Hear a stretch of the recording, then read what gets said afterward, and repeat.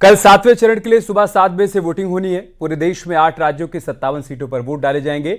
वही बात यूपी की करें तो 7वें चरण में 13 सीटों पर कल वोटिंग होनी है। साथ ही दुद्धी विधानसभा उपचुनाव के लिए भी कल ही वोट डाले जाएंगे। कल आखिरी चरण में प्रधानमंत्री नरेंद्र मोदी की वाराणसी सीट पर भी वोटिंग होनी है। साथ ही गोरखपुर में भी कल वोटिंग होगी। पोलिंग पार्टियां मतदान स्थल के लिए रवाना हो चुकी हैं। यूपी की 13 सीटों पर 144 उम्मीदवार चुनावी मैदान में हैं। कल 7वें चरण की वोटिंग के बाद 4 जून को नतीजे आएंगे। पोलिंग पार्टियों के रवाना होने की 6 तस्वीरें हम आपको दिखा रहे हैं। वाराणसी, गोरखपुर, महाराजगंज, बलिया, देवरिया, मऊ से पोलिंग पार्टियों के रवाना होने की तस्वीरें सामने आई हैं। जून को लोकसभा सामान्य निर्वाचन 2024 के 7वें चरण में उत्तर प्रदेश के 13 लोकसभा निर्वाचन क्षेत्रों में मतदान होगा। 7वें चरण में मतदाताओं की दृष्टि से सबसे अधिक मतदाता 64 गोरखपुर में हैं, 20,97,202 और सबसे कम मतदाता 71 सलेमपुर में है, 17,76,982। कुल मिला के इन 13 लोकसभा निर्वाचन क्षेत्रों में 144 प्रत्याशी मैदान में हैं, जिनमें से 134 पुरुष प्रत्याशी हैं और 10 महिला प्रत्याशी हैं। कर्नाटक सेक्स स्कैंडल के मुख्य आरोपी सांसद प्रज्वल रेवन्ना को एसआईटी ने गिरफ्तार किया। जर्मनी से भारत पहुंचने पर बेंगलुरु एयरपोर्ट पर फ्लाइट लैंड होने के कुछ देर बाद ही एसआईटी ने प्रज्वल को गिरफ्तार कर लिया। इस मामले में प्रज्वल के पिता एचडी रेवन्ना पर भी आरोप लगा, जिन्हें पुलिस ने 3 मई को गिरफ्तार किया था। 20 मई को एचडी रेवन्ना को स्पेशल कोर्ट ने जमानत दी थी।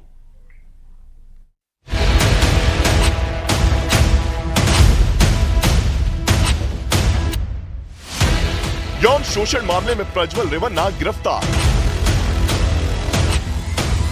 34 दिन बाद जर्मनी से लौटते ही हुई गिरफ्तारी।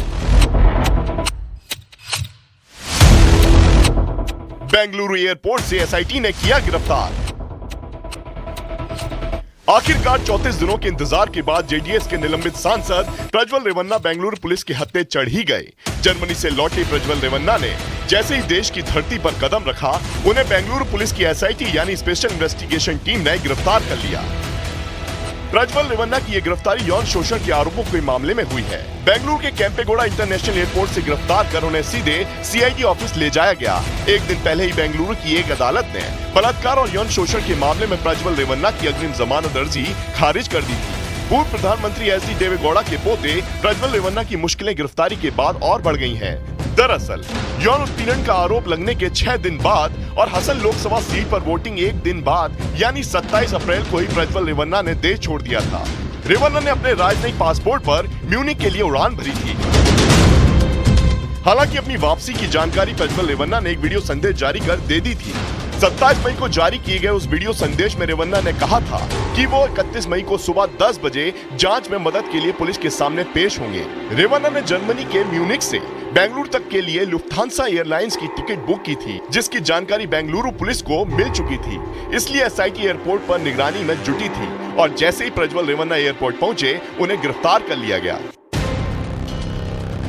प्रज्वल रेवन्ना के विदेश भागने से विपक्ष जेडीएस पर लगातार हमलावर था। इसलिए 23 मई को जेडीएस प्रमुख और पूर्व प्रधानमंत्री एचडी देवेगौड़ा ने उन्हें कड़ी चेतावनी दी थी।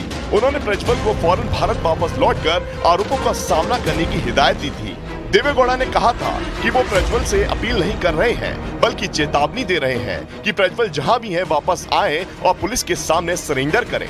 अगर ऐसा नहीं किया तो उन्हें परिवार से अलग कर दिया जाएगा। सीबीआई ने प्रज्वल के खिलाफ ब्लू कॉलर नोटिस जारी किया था। इसके अलावा कर्नाटक के मुख्यमंत्री सिद्धारमैया ने 22 अप्रैल और 1 मई को प्रधानमंत्री नरेंद्र मोदी से इस मामले में पत्र लिखकर प्रज्वल रेवन्ना का राजनयिक पासपोर्ट रद्द करने की अपील की थी और उन्हें भारत वापस लाने में पीएम की मदद मांगी थी।